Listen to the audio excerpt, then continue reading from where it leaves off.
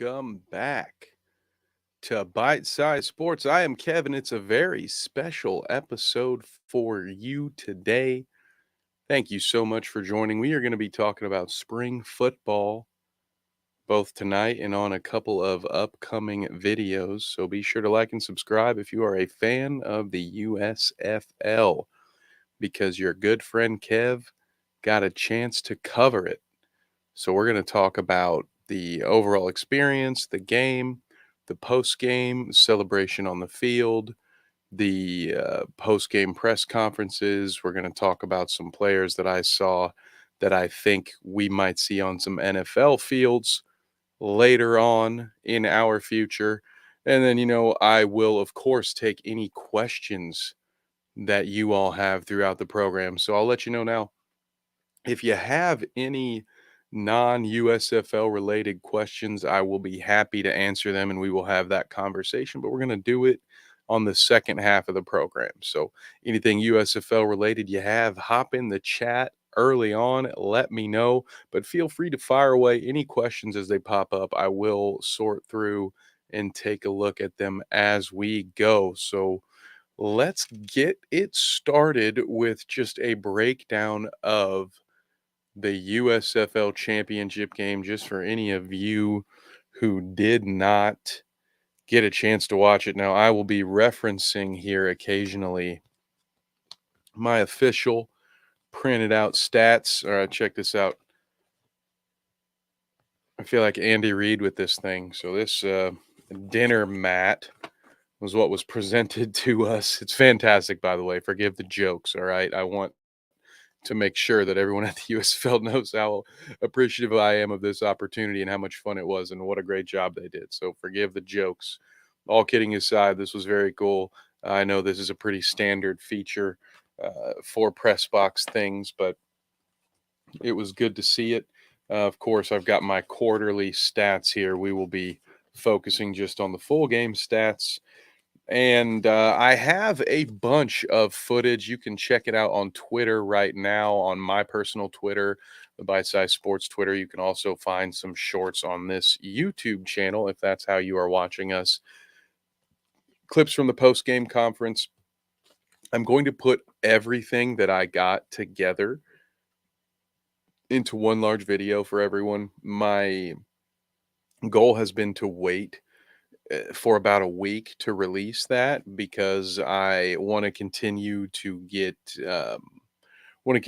awareness out for the game and keep things humming and just keep people's interest up. But I also wanted to give some time because I know there's some exclusivity to that stuff. And although I had a press pass, I wasn't 100% certain what was good to share and what shouldn't be shared. So I wanted to do my due diligence before I just started posting things willy nilly. So definitely, again, grateful to the USFL. Thank you so much for the opportunity. I look forward to applying for that season pass for Canton next year in 2024, but we'll see if we earn that here on Bite Size Sports. So it was a big time here. Bite Size Sports, our first credentialed gig. Of course, we do offer you behind the scenes from every event that we attend. You can find that over on our Instagram account, which I guess will mean it'll also end up on Threads, huh? We'll have it on Threads as well. We are up and running there. Of course, same handle as we have on Twitter at Bite Size Sports with that old underscore between bite and size. So let's talk about the game, shall we? This was a fun game overall to watch. Admittedly, despite Pittsburgh putting out a great effort, Birmingham kind of had control of this one all the way. It was a bend but don't break situation for their defense. That Birmingham defense gave up a lot of yardage. And in fact, when we get to our bonus footage that comes out this weekend, and you'll see some of it on Twitter if you check.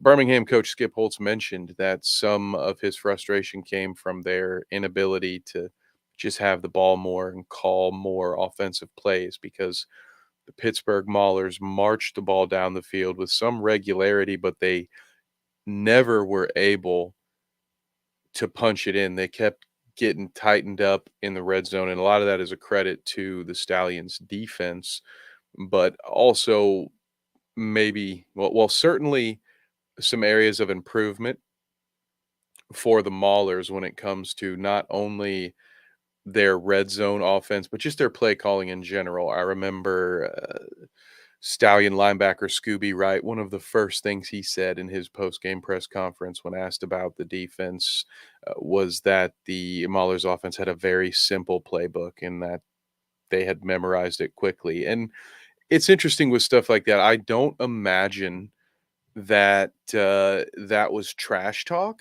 just because I think I don't know, just I don't know Scooby like that, but it just didn't seem like the time of the place. They had already won, so to me, it just sort of felt like an honest breakdown of that situation. And for what it's worth, Mahler's easy for me to say, pal, Coach Horton acknowledge that as well in their post game conference about how one of the areas that they look to improve in was the offensive complexity, just getting a more in depth, a more diverse playbook. But a credit too to the Pittsburgh Maulers and to Coach Horton. They were 1-9 in the year prior. So the fact that they made it to this championship game at all is quite a testament to their work ethic and the fact that they all bought in to what he was preaching, what he was selling. So they ended with a record of 5-6 overall. Probably, I guess, what is that? 5-7 if you include that championship game. They were 5-6 going into the title game, but things were close there in the first quarter. I will actually, that's a good point. Let's look at the first quarter stats, shall we? They missed us. Somehow they missed us at halftime. So we only got Q1 and Q3 and at the end of the game. But again, the USFL staff was amazing at the Hall of Fame there in Canton, Ohio. Let's see though. First downs in the first half, it was Pittsburgh 5 to Bama 2. Overall, they had 8 passes for 34 yards. So that is, I love being able to look at these stats because that's going to help me remember things about the game flow that we can talk about. One of those areas where Pittsburgh's offense was frustrating, probably for them, it was as an unbiased observer. Even at that point, it got to be frustrating for a while. But man, it's a lot of quick outs. It's a lot of play actions that are just sort of misdirection screens or a play action with the tight end leak on the weak side, and you're looking to dump it off, but it's just not getting you anywhere. So, first quarter, 8 attempts or 8 completions for 34 yards. Oh, wait, no, it was 7 of 10 for 41 yards, 34 net passing yards. So that's what it was. 7 of 10 for 41 yards in the first quarter. They were just not even nickel and diming it. They were penny and nickeling it up and down the field there. The run game was better. That was what they did for 8 for 34. Sorry about that. Not a great average there, although their quarterback Williams had 8.5 yards per carry in that first quarter, but they ran the ball better. They moved the ball just in very short chunks, some third down conversions. Let's check that out. Third down conversions. Yeah, they were 4 of 5 on third down in the first quarter. I think they only had the one drive in the third quarter, and then Birmingham, sorry, got the ball back, got their first drive to end the first quarter. Um, so yeah, they might have. Oh wait, no, I think Alabama or Birmingham punted once, and so they did have the ball twice in that first quarter, but they had it at the end. So the only scoring play of the first quarter was a field goal from Chris Blewett. While we're talking about field goals, we won't have to speculate on whether or not the Birmingham's kicker Aubrey will be in the NFL because he has already been signed. Check it out on Twitter. I believe he's been added to the Cowboys. There have been at least two, no, at least three USFL players added to NFL rosters that we know of so far, although we don't know officially who they're signing with. And that's a bit of a tangent here, but since we mentioned it, let's talk about it. The USFL is announcing players that their contracts are being terminated. That was a horrible way to phrase that, but you get what I mean. The USFL, when they are terminating player contracts because that player has signed a deal with the NFL, they are announcing this, but the NFL has yet to announce, or those teams have yet to announce that they've signed the player. So there's a tight end out there. I believe there was a defensive back. And the one signing that we are aware of is Aubrey, the Stallions kicker, signing with Dallas. So props to him. Looking forward to it. He didn't have a ton of work today, a lot of extra points for him in the championship game, but had a great season. There are a lot of players on that Birmingham team that had great seasons. They had the coach of the year in Skip Holtz, the league MVP in Alex Magoo, and the championship game MVP in wide receiver Dion Kane out of Clemson. You may remember him from their championship run. He spoke on that a little bit in the post game. We do have that clip up on our YouTube channel right now, so you can check out Dion's thoughts, the MVP of the championship game. But back to the game there, the second quarter was a bit more of the same. It was all field goals for Pittsburgh. Birmingham was able to move the ball up the field. We just mentioned Dion Kane. He had multiple touchdown receptions. He also had over 100 return yards. He was a big factor in the return game, changing the field position. So he was rightfully the MVP. But Alex Magoo made some great plays out there as well with his legs, extending plays. There was the big fumble that was forced. You can actually see that in our thumbnail. And that was a huge play. Big turning point. The Maulers talked about it. Coach Horton talked about it in his post-game press conference. We'll have the audio for that. Rookie mistakes. We'll talk about some of the things I learned later in the program as my first credentialed gig. I dropped the ball at a couple places and learned some things, but I don't have the video from the Pittsburgh post-game press, but I do have a ton of audio that we will get worked in. Although I was sitting in the back row, so I may and not all of it might be usable. So bear with me, but we will share as much of that as we can. But uh, Coach Horton had talked about how their biggest letdown was they had forced a fumble. Quarterback Alex Magoo in one of the plays, for the most part, when he made plays with his feet, they were great and they extended the play, made some great things happen with his feet. However, there was a third and goal situation from, I believe, inside the 10, and he scrambles about 20 yards backwards, that old Madden style, kind of looping back and forth. And eventually he gets strip sacked, and Pittsburgh scoops it. And although they scored on the play, it was ruled either that he was down or out of bounds. I don't remember the details, but Pittsburgh doesn't get the touchdown on the defensive return, and instead they get the ball on the 31, and they are held to a field goal. And Coach Horton mentioned that as being not necessarily a backbreaker.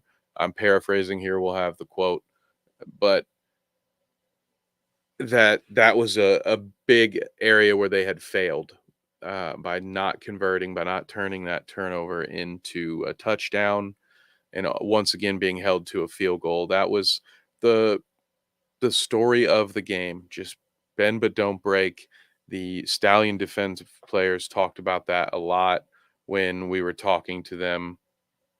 We had 2 rounds of the post-game press with the Stallion players. So we had 2 defensive players that we talked to, and then we talked to Coach Holtz with Alex Magoo and Dion Kane. So we talked to Scooby Wright, and he had talked about uh, just that bend but don't break mentality. And Coach Skip Holtz talked about it as well. He said they switched to man one time and got beat on a big scramble. I believe that was the 10-yarder that Williams had in the first quarter. I'm guessing that was, I think, the longest one. There was a 15-yard. No, that was Groshek that got it. Yeah. So I think Williams maybe had an 11-yarder at some point. I'm not sure which scramble Coach Holtz was talking about, but he said they went into man defense once and lost the quarterback. He gets him for a big scramble, and then they immediately went back into zone. And you did see that. And that's the principle of the zone, right? You're keeping the ball in front of you, you're allowing first downs. You may allow them to, in this case, chew up a lot of clock and just sort of dominate offensively between the 20s, even though the performance didn't look dominant. They did have the ball a lot, and they were able to move it into field goal range, although it took some time.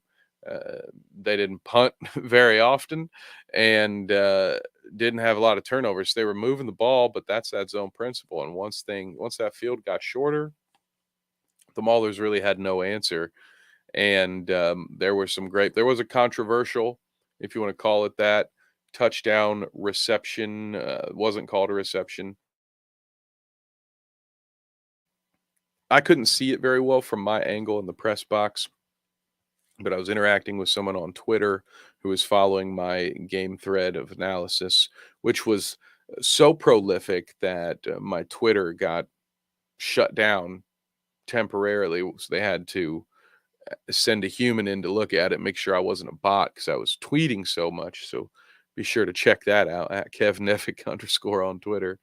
We did get to cover 3.5 quarters of the game with some live tweets. So I had someone tell me that it looked like there was a touchdown pass that was ruled not a catch. So worth mentioning, I thought, but I can neither confirm nor deny that. All I know is at the end of the day, it didn't get ruled a touchdown, and that was uh, the big break for the Stallions, and unfortunately, the backbreaker for the Maulers was their inability to finish drives in the red zone. So we'll see what they are able to do. So we'll talk now about some players going to the USFL as the uh, Stallions were able to hold on to a relatively comfortable win.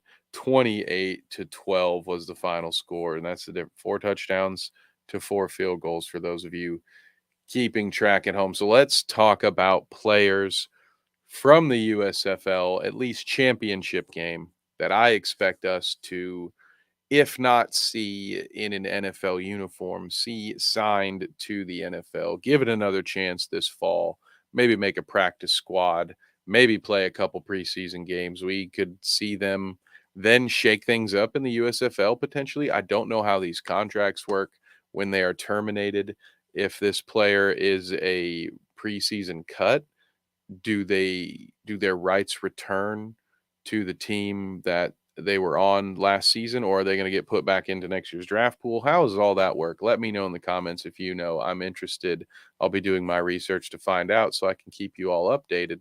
But in the meantime, let's talk about the players that we think we'll be seeing in the big leagues. Now, some of these folks already have NFL experience, so I'm not here to surprise you with every one of them. So forgive me if some of these feel obvious, but you may be surprised, at least by this first name that I will mention, as I noticed a few people were surprised on Twitter to find out that Pittsburgh linebacker number 10, Reuben Foster, yeah, that name sound familiar? That's a player that I think we will see on an NFL field again at some point. Not maybe not as soon as his lesser known and harder to pronounce. Let me find his running mate, his linebacker running mate, Kayaya, or I think there's a silent H in there, so I think it's probably Kayiva um, Tizino. 13 tackles for the Maulers, league leader in tackles. Just a phenomenal interview, by the way. It was great to hear him talk. That was probably one of the more difficult parts. Not to go on to the tangent about my experience, but uh, knowing that player, that Kayaya and Coach Horton had, they were still processing the outcome of the game. And of course, you see that stuff on TV, even when you watch it live. I don't think the energy isn't it's palpable when you're in the room. um, you can sort of feel the frustration, and just props to them. They were both consummate professionals, and I greatly appreciate the time that they gave us in that press room. They were cordial. They answered all the questions. The first thing Coach Horton came in and said before he would allow questions to be asked was, "Don't ask me about the officiating," which may allude to it, at least that potential touchdown we discussed earlier.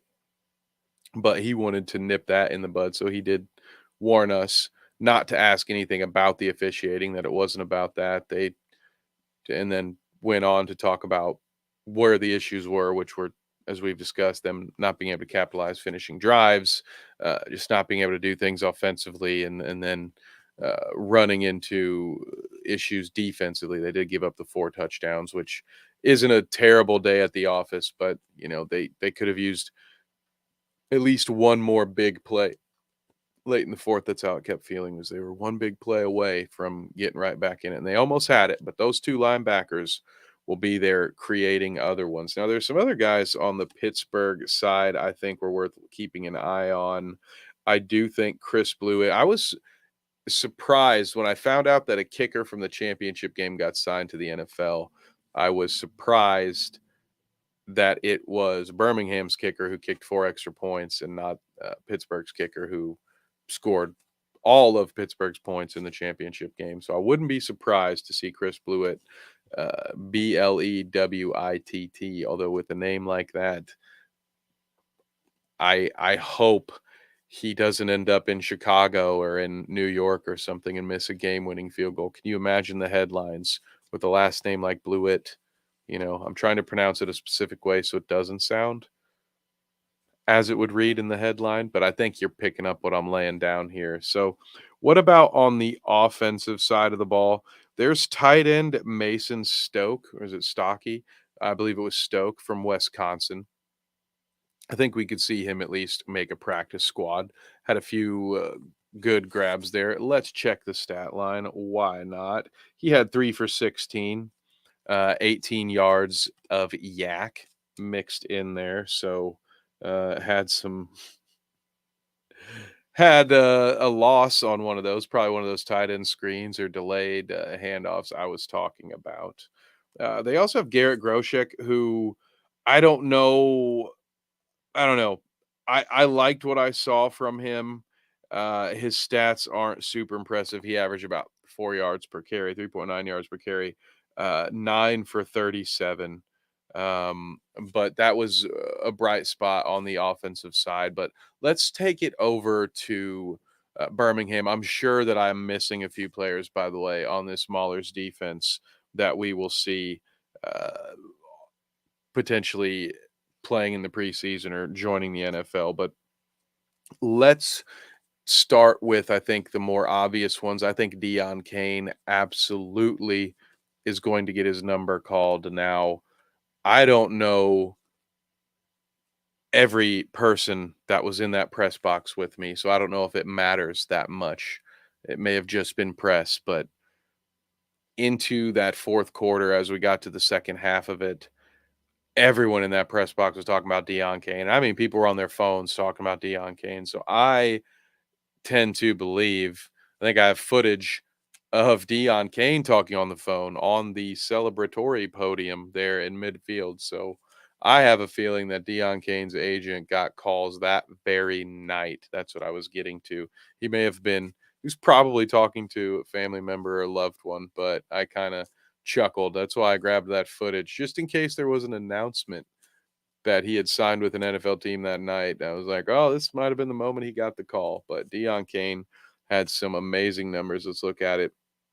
I believe it was 171 all-purpose yards. That is correct. 5 returns for 101 yards and 4 receptions for 70 yards and 3 touchdowns. Crazy. Absolutely zero yak. So keep that in mind for what it's worth. I'm not sure exactly what it's worth, but Dion Kane, I think you'll be seeing him. As far as the other pass catchers go, I believe that in wide receiver Jace, or not wide receiver, tight end Jace Sternberger, I believe former Green Bay Packer, is another player that I think is going to get the call. He had a long 34 yarder. So he only had 3 for 65, but he had 41 yards of yak. He had one big play, had a couple of great catches out of the three. So I think Jay Sternberger will be another person that we see at least brought on, given another shot at the NFL. On the defensive end, I think we could see Scooby Wright. Let me pull these up here. See, Tillery had 8, Burns had 7. So yeah, there we go. There are some names that we have from both squads that I think you should keep an eye on.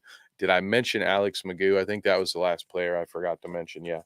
Birmingham quarterback Alex Magoo. He mentioned previous experience with Pete Carroll. I think with his playmaking ability, he is someone that we could see make a practice squad, maybe become a third quarterback on a roster here sometime soon, and get a chance to play. Maybe he creates after the play has broken down, some escapability. Like I said, there was the one big error in the third and goal situation with the long attempt to escape. Probably should have thrown that one away at some point, but that's something that can be fixed, that can be corrected. Whereas the ability to extend those plays, point receivers downfield, they were talking about adjustments made at the line, hearing that stuff come from his receivers, coming from his coach. Coach Skip Holtz referred to Alex Magoo, and he admitted to being hesitant to saying this in front of him, but he referred to Alex as an offensive coordinator. He said there was one play in particular that Alex switched out of that made Coach Skip Holtz a little frustrated, but he had nothing but praise other than that. And he's a guy who's faced diversity, or I'm sorry, adversity, being the starter last year, getting injured, losing that job, then coming in it's kind of like a Jalen Hurts story, coming in the second half of the championship game last year to finish that one off, and then he's not the starter to start this season. Starter goes down, and then he's the MVP. So I think keep an eye out for Alex Magoo. It's another player that may make it to the NFL. Once again, shout out. Thanks to all of you who have tuned in, who are tuned in, watching on YouTube, Facebook, or Twitch. We appreciate you. So, meeting the press, this one, I will try to keep it brief. So, for those of you who are only here for the sports of it all and not necessarily the behind the scenes, we'll see you at the end here. But, pardon me, 1 second. As I mentioned before, probably this was my first credentialed gig for Bite Size Sports and for the USFL. So it was interesting. I did not get there early enough. One of the things I will mention a couple of times here where I thought maybe uh, either not necessarily USFL, but maybe the Canton Hall of Fame uh, could have helped me out a little bit more. Again, full hand up here, acknowledging as a first timer, there were some spots where I just dropped the ball, but there also wasn't a lot of information shared. And before I get into any of those details and before any of those topics come up, I just once again want to say how appreciative I am of the opportunity, and that overall, this was a fantastic experience. And I couldn't refer it more highly to aspiring journalists and people. If you have the ability to get approval from the USFL to cover this, I think they did a wonderful job. So please don't misconstrue my uh, criticism or critiques for me not having a good time, me being upset or disgruntled whatsoever. I just think I have some notes here in case they end up watching, in case they stumble across this, have some feedback.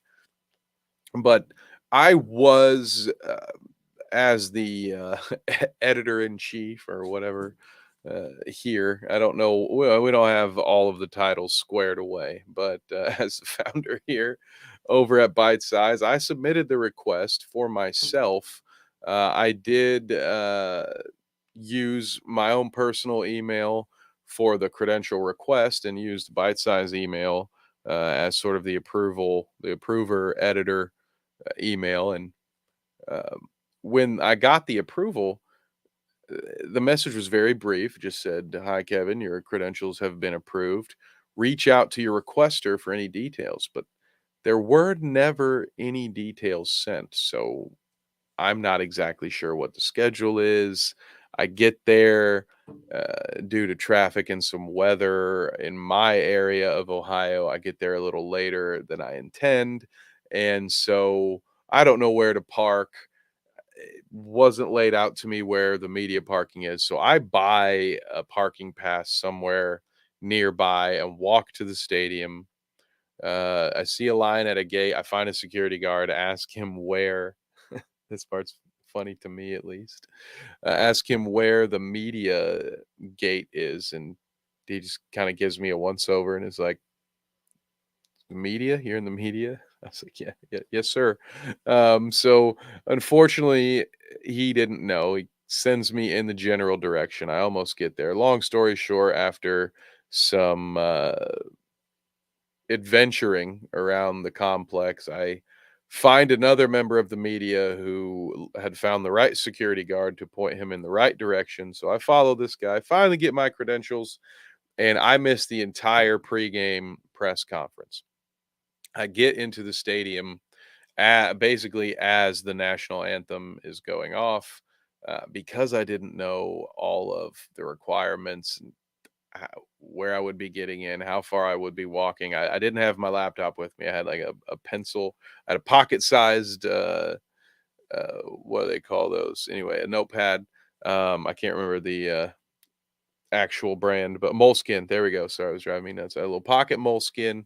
I had my phone, couple of different phone chargers with me, and I get in there, I find an empty seat in the press box and just get to work. Now, my foolish self did not know that they pulled the food at halftime, and so I didn't bother to get a plate. So I hope the food was delicious. I'm sure it was. Can't wait to try it next time, but they did have some drinks there. That was phenomenal. I was at one of the end zones, so my view in the press box wasn't great. I have one sort of funny clip. I did grab a few highlights, some live clips of the action, so you can kind of get a view of what it was like from the press box. We'll see that stuff in our upcoming video. So again, be sure to subscribe for that. And so, it would have been phenomenal if you were at, like, the 50-yard line, but then, if you have to get up for stuff where you gotta walk behind people, so, I'm much like at the movie theater, I like to stick near the ends because I like to get up, stretch my legs. I knew I was gonna have a few bottles of water and, a Sprite or 2, not sponsored, throughout the course of the game, so I knew I'd be getting up and all that, so, but any bad views, any bad angles are kinda on me. I chose where to sit, but it was great. The staff was incredibly friendly and helpful with the printouts, with the handouts, all of that stuff, and then with about 6 or 7 minutes left in the 4th, they announced that with 5 minutes left in the game, we could go down to the field if we wanted, and then they brought us onto the Birmingham sideline. Was about 5 feet away from the legend, Lou Holtz, and another legend, Daryl Johnston, helped get this USFL thing back up and running after its long, long, long hiatus. So that was pretty cool. Was with close enough to WWE's Big E to touch him, but of course, I wouldn't do that. I'm being respectful. So that was very cool, and I'm sharing the sideline with some journalists, 20-year pros. It was just very cool, very surreal. Have a lot of footage from the celebration. You know where that will be, so I'll shut up about it. But I look forward to sharing all of that stuff. It was hilarious. They were using Miller High Life 40s instead of champagne on the field. That was great. And after an extensive, we were out there for a pretty good bit, the last few minutes of the fourth quarter, and then all of that celebratory stuff, got a lot of footage, and then they escorted us into the conference room. Got my first experience there due to a lack of food throughout the day and a bit of nerves, and also not realizing, uh, probably just, uh, again, beginner's stupidity, didn't realize, like, oh yeah, there'll be a post-game conference, post-game press conference, and a few of the writers, I believe, I don't know if they went into the locker room, made it sound like they would. I would have been too nervous for that, but I was in sponge mode. I was listening to all the questions, thinking of good questions to come up with for future situations, and just recording as much audio and video as I could from the responses. So uh little too gun shy to get my own question in there. That would be one of maybe my only one of two personal regrets from the experience. I wish I'd have gotten there a little bit earlier, and wish I had fired at least one question off in the post gamers, but we'll have plenty of opportunities there. So that about wraps it on our USFL stream here. Thank you for joining. I will, as I did mention, we'll just mention it one last time because we are on the part of the program where we talk about these things. I will be stringing together our footage for the coverage, the little behind the scenes look at the USFL Championship. We also, the day after, well, it's now midnight on my end. So it's currently Friday, my time, which means tomorrow on Saturday, Nate and I will be at the O'Reilly Auto Parts NASCAR Truck Series race at the Mid Ohio racetrack. We do not have a press pass. We didn't get the request put in time, but I am armed with a tripod and some microphones, and we are going to blow last year's coverage of, or our version of that coverage at least, out of the water. So check that out. You'll be wanting to follow us on Instagram to really get that full experience, because I'll go live a few times from the event. We will also be posting reels and posts and all kinds of stuff. So I will be checking that out if I were you. Another week off next week from the bounce. Hopefully, we will have a little something for you in its place. It might be another late night bites. I don't know what we'll do. We'll make sure we do something for you. Be on the lookout for Necessary Roughness returning next week. Of course, they took the week off for Independence Day. Happy holiday to you if you also celebrated earlier this week. And then keep in mind, another damn fantasy podcast coming soon, coming back to us soon on Wednesday nights. Rumbles of Red, best ball drafts coming on Fridays, Biting Early podcast on Friday mornings. Of course, more late night bites coming maybe on a Wednesday night. Speaking of Wednesdays, check out our podcasts over on the Dweeb, Double D Dweeb.